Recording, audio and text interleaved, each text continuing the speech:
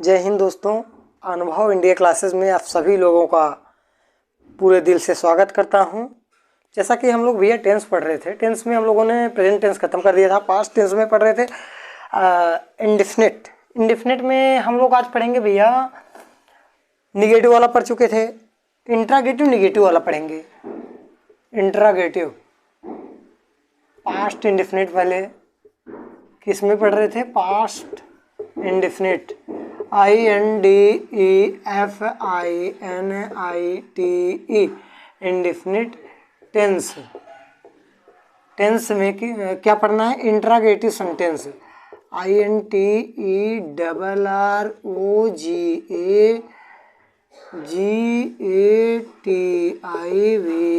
Interrogative sentence. Interrogative sentence मतलब प्रश्नवाचक वाक्यों वाला हम लोग पढ़ेंगे, जिसमें अब इसी में हम दोनों देख लेंगे, प्रश्नवाचक वाला और प्रश्नवाचक और नकारात्मक दोनों वाला देख लेंगे।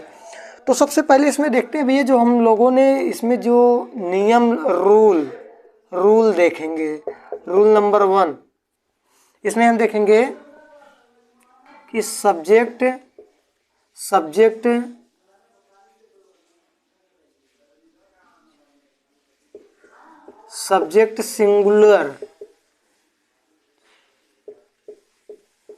सिंगुलर हो या प्लूरल हो, सब्जेक्ट हमारा सिंगुलर हो या प्लूरल हो, उसके लिए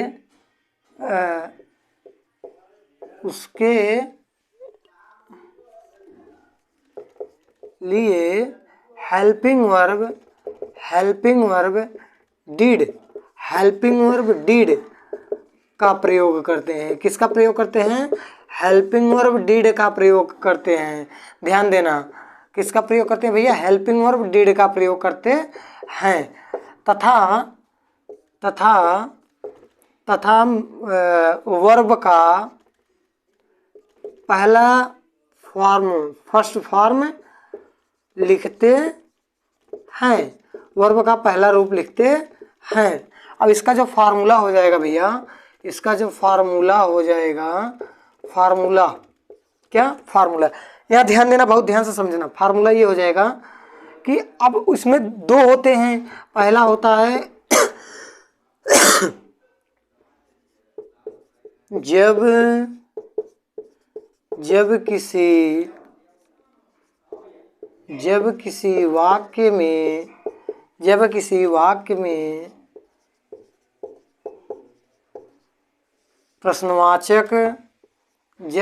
वाक्य में प्रश्नवाचक शब्द पहले आ जाए। कब आ जाए? पहले आ जाए तो हम क्या करेंगे? उसकी अंग्रेजी ना लिख करके सबसे पहले हम हेल्पिंग वर्ब का प्रयोग करेंगे। किसका? हेल्पिंग वर्ब क्या लगाएंगे? डिड। फिर इसके बाद हम लोग सब्जेक्ट लिखेंगे। क्या लिखेंगे? सब्जेक्ट। फिर अगर उसमें नॉट दिया गया हो तो नॉट लिखेंगे, नहीं तो नहीं लिखेंगे। फिर वर्ब का पहला रूप, फिर ऑब्जेक्ट प्लस ETC और क्वेश्चन मार्क। ये क्वेश्चन मार्क बहुत ज़रूरी है, वेरी इंपॉर्टेंट है। अब जैसे हम लोग देखेंगे, इसमें देखेंगे कि जैसे एग्जाम्पल है, इसमें एक दो देख लेते हैं एग्जाम्पल। जैसे क्या आपने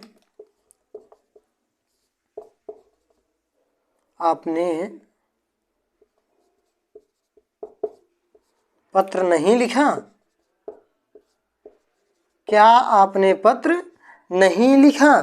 तो ये हमारा तो हो गया। पहले हिंदी में समझते हैं।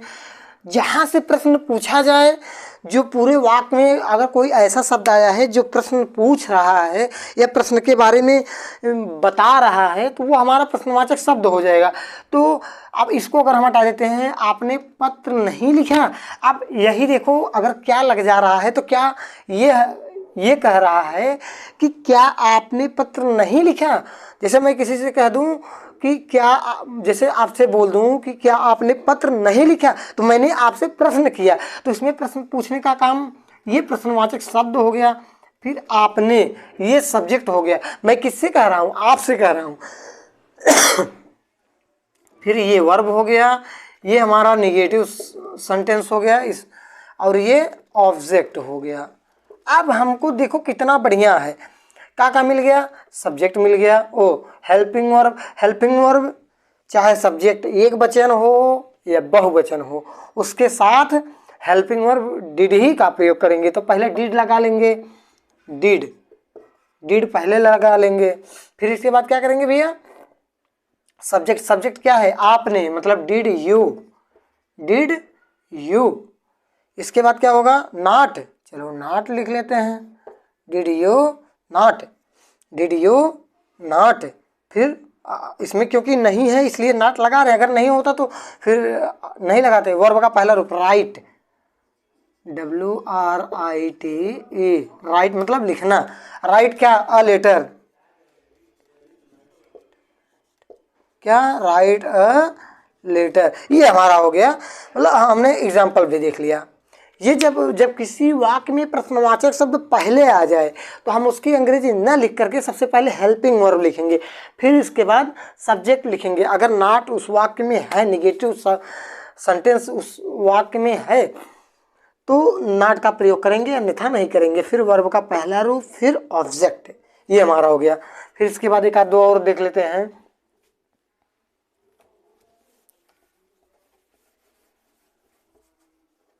इसी प्रकार से हम लोग इसी फार्मूले के आधार पर और चीजें कर सकते हैं। जैसे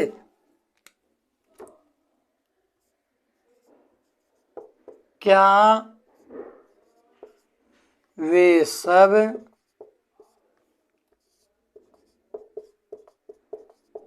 किताब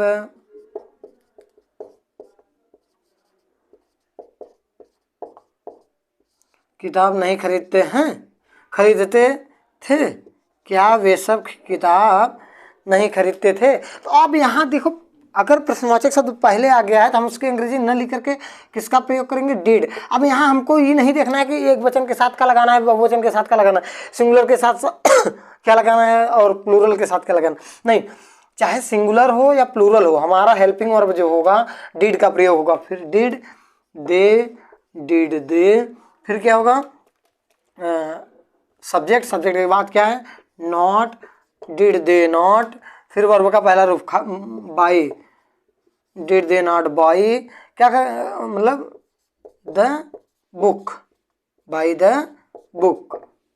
ये हो गया हमारा। ठीक। अब हम लोग देखते हैं कि जब किसी वाक्य में प्रश्नवाचक शब्द बीच में आ जाए, ये तो क्या हो गया? जब किसी वाक्य में प्रश्नवाचक शब्द पहले आ जाए, किसी वाक्य में, जैसे इस पूरे वाक्य में प्रश्नवाचक शब्द कहाँ क्या है, तो ये सबसे पहले आ गया है, तो ये वाले फार्मूले से देखेंगे। अब हम लोग देखेंगे जब किसी वाक्य में प्रश्नवाचक शब्द, जब किसी वाक्य में प्रश्नवाचक शब्द, प्रश्नवाचक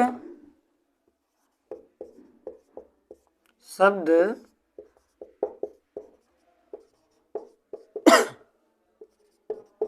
बीच में आ जाए, जब किसी वाक्य में प्रश्नवाचक शब्द बीच में आ जाए तो क्या करेंगे?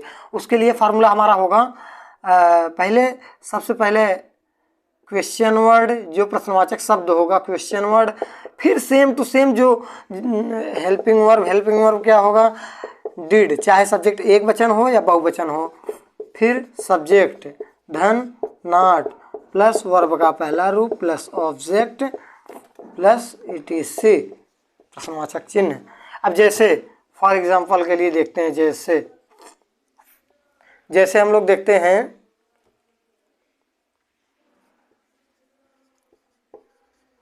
उसने पिछले साल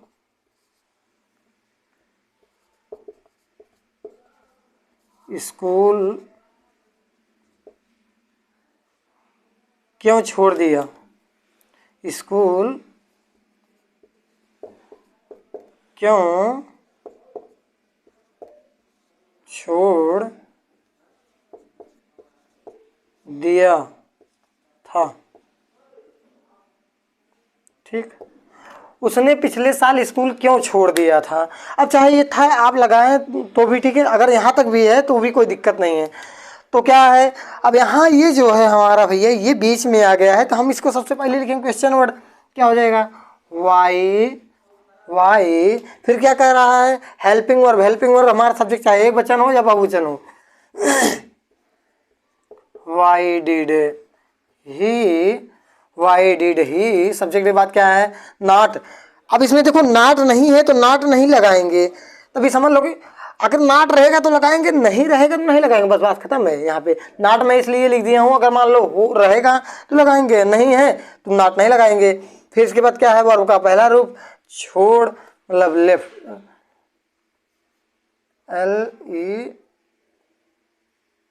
LEAVE, लीव। लीव छोड़ दिया, क्या school, leave the school,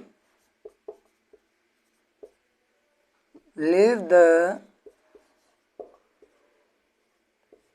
school last year. कब, लास्ट ईयर। ठीक है, ये हो गया भैया हमारा। मतलब हम लोग इसी प्रकार से और आगे इसमें कर सकते हैं। मैंने आपको फार्मूला बता दिया, नियम बता दिया, अब किस तरीके से करते हैं एक एग्जांपल करा दिया, एक दो एग्जांपल और देख लेते हैं। इसी तरीके से ये हम लोग कर सकते हैं भैया।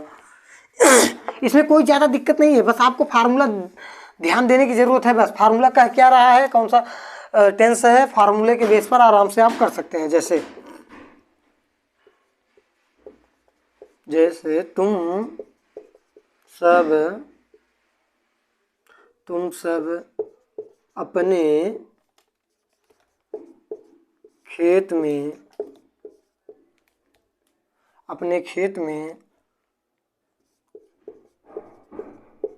फसल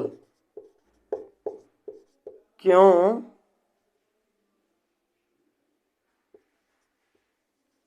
नहीं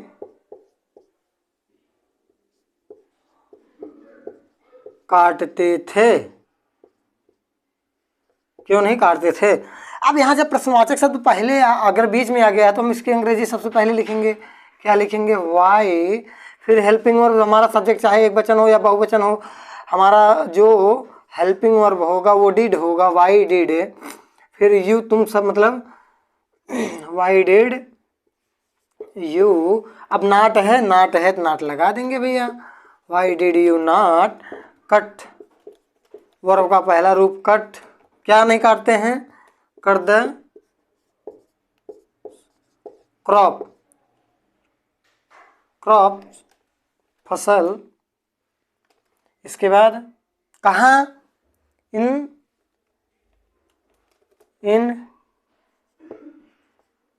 योर फील्ड, योर क्यों लगा है, यू के साथ जो हमारा लगता है, यू के साथ जो लगता है भैया योर लगता है। क्या लगता है, यू के साथ हमारा योर लगता है, ये ध्यान दीजिएगा। तो आज के लिए इतना ही। Wish you all the best. जय हिंद, जय भारत।